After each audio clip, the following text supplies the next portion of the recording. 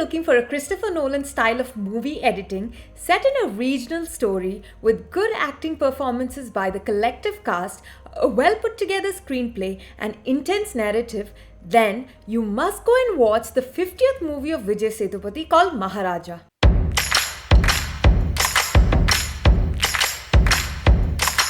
Hello everybody, welcome to Tanu's Cine Bites. Today we're talking about the movie Maharaja, directed by Nithilan Swaminathan and starring Vijay Sethupathi. You might think this is a robbery heist kind of movie based on the trailer that they have put out, but trust me, it is so much more. Maharaja, played by Vijay Sethupathi, is actually a barber living in Chennai city with his teenage daughter. The movie gives us a quick glimpse into his family story at the beginning and quickly establishes his special bond with his daughter. The story propels forward when he goes to the police to lodge a case about something getting stolen from his house, which he calls Lakshmi. Although the suspense about what is Lakshmi and who is Lakshmi is revealed very much at the start of the story, the intense screenplay does not keep you bored but rather amused and puzzled. During the first half of the movie, you would find some elements that are very typical to a thriller movie.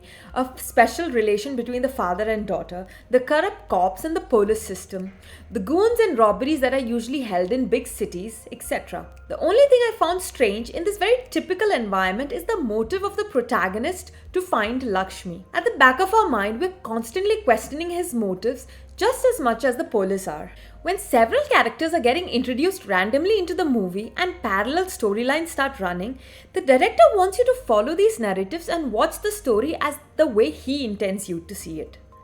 All the clues are laid in front of you, and for a keen viewer, you will start asking the right questions at the right time.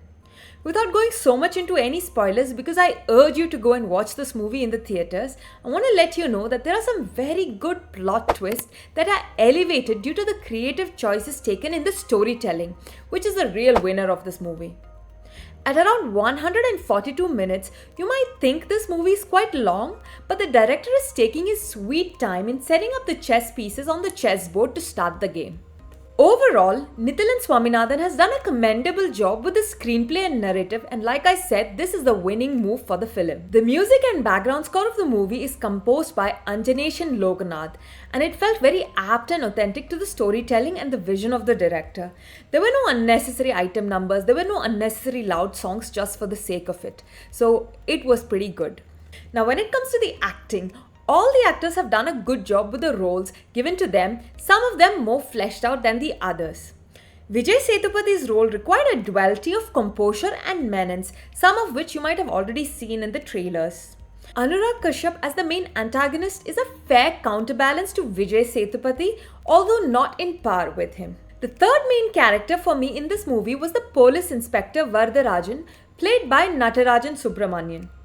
I really liked his performance because as a character he had a very good arc. We also get to see some Malayali actresses in the movie in the form of Mamta Mohandas and Abhirami.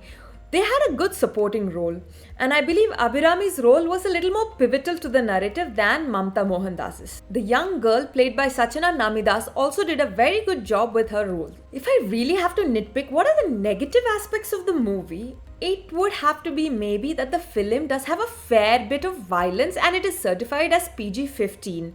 So bear that in mind while going for the cinemas. It's not for kids and it's not really like a family entertainment. So, in conclusion, Maharaja completely thrilled me. I was marveled at the amazing screenplay, and if you want to catch a good thriller movie with a theme of quest for redemption, then you must go and check it out. That's all for today guys. I hope you liked my review. Don't forget to hit the like button, share and subscribe, and let me know what you want to see next. I'm planning to do upcoming reaction videos for the House of Dragons Season 2 episodes, so make sure to watch them with me. Until next time, take care. Ciao ciao.